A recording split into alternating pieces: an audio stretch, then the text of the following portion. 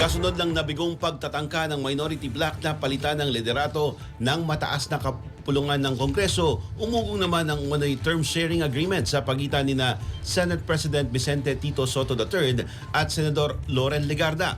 Sa panayam ng mga reporter matapos ang sesyon ng Senado nitong Miyerkules, February 4, kinumpirma ni Soto na napigilan ng mayorya ang tangkang kudeta ng minorya sa pangunguna ni Senate Minority Leader Alan Peter Cayetano. Bago ito, lumutang ang pangalan ni Legarda na posibleng papalit kay Soto matapos makakuha umano ng suporta mula sa 13 senador. Bahagi si Legarda ng majority bloc, subalit napansing wala ito sa pagpupulong na ginawa sa tanggapan ni Zubiri para pag-usapan ng draft report ng Senate Blue Ribbon Committee sa flood control scandal. Matapos ang lagpas sa isang oras na break, si Legarda ang nag-preside ng sesyon at agad din itong inadjourn.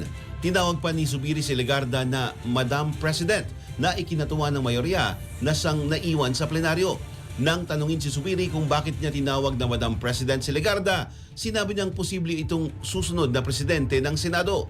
Kinumpirma naman ni Senator J.B. Ejercito na napag-usapan sa Senate Lounge ang tungkol sa term sharing sa pagitan ni Soto at Legarda.